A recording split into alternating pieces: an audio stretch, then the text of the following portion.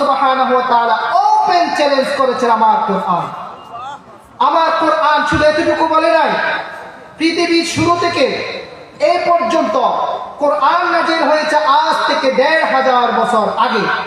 এই ১৫০০ বছর আগ থেকে এ পর্যন্ত পৃথিবীতে যত মানুষ আছে, যত সাহিত্যিক আছে, যত গবেষক আছে, যত রিসার্চার আছে, যত বিশ্ববিদ্যালয় আছে, যত সায়েন্স কোম্পানি আছে, যত ধরনের সায়েন্স বিজ্ঞানের ল্যাব আছে, সবাইকে ওপেন চ্যালেঞ্জ করেছেন পবিত্র কোরআন। কি একটু শুনবেন আপনারা?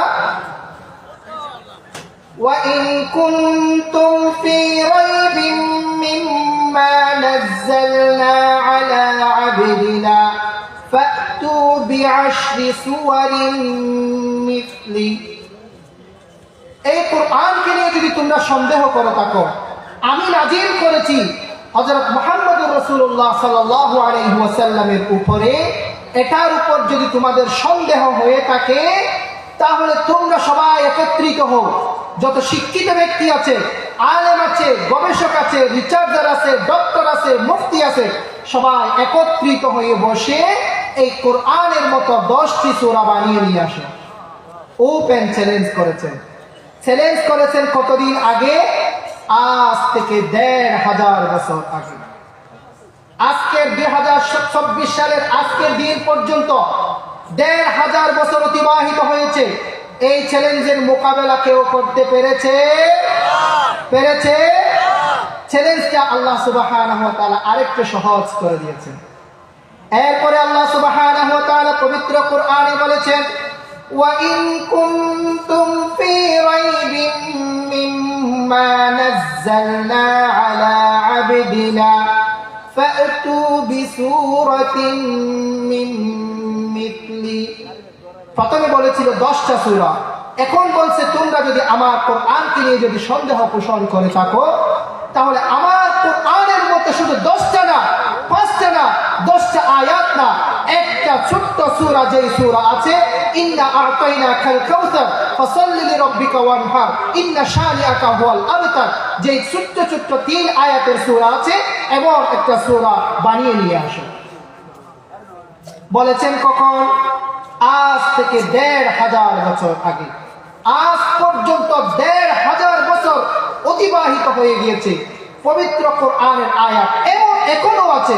পৃথিবীতে অক্সফোর্ড বিশ্ববিদ্যালয় বলেন, হার্ভার্ড বিশ্ববিদ্যালয় বলেন, ঢাকা বিশ্ববিদ্যালয় বলেন, চট্টগ্রাম বিশ্ববিদ্যালয় বলেন, আমার বিশ্ববিদ্যালয় আন্তর্জাতিক ইসলামী বিশ্ববিদ্যালয় বলেন, যত সায়েন্টিস্ট, আলেম, গবেষক আছে, এখনো পর্যন্ত কেউ এই আয়াতের মোকাবেলা করতে পারে না। সম্মানিত হাজিরিন, কোরআন কখন নাজিল হয়েছে? কোরআন নাজিল হয়েছে আরবি সাহিত্যের সবচেয়ে আলোকিত যে সময় ছিল, ইমরুল কায়েসের যুগ, লবিদ ইবনে আবি রবিয়া। এখানে যারা উলামায়ে কেরাম আছেন তারা চিনবেন ইমরুল কায়েসকে। ইমরুল কায়েসের সাহিত্য, আধুনিক সাহিত্য এখনো আমাদেরকে বিশ্ববিদ্যালয়ে আমাদেরকে পড়তে হয়। কিফা নবিকি মিন যিকরা হাবিবি ওয়া মানজিলি বিসিকতিল লিওয়া বাইনা দুখুলি ফাহুমালি তারা বা'রাল আরামি ফি ওয়াকানাতিহা ওয়া কিআনিহা কাআন্নাহু হাব্বু ফুলফুলি। এই যে ইমরুল কায়েস এবং লবিদ ইবনে আবি রবিয়া, আনতারা ইবনে শাদ্দাদের মতো সাহিত্যিক যখন ছিল, তখনই কোরআন এসে তাদের সাহিত্যকে বিদ্যাঙ্গুল দেখিয়ে বলেছে, ওয়া ইন কুনতুম ফি রাইবিন মিম্মা নাযালনা আলা আবদিনা ফাতু বিসূরাতিন মিন মিথলি। তোমরা যদি এত বড় সাহিত্যিক হয়ে থাকো, তোমরা সবাই একত্রিত হয়ে আমার পবিত্র কোরআনের সূরা কাউসারের মতো একটি ছোট্ট সূরা তোমরা বানিয়ে নিয়ে আসো।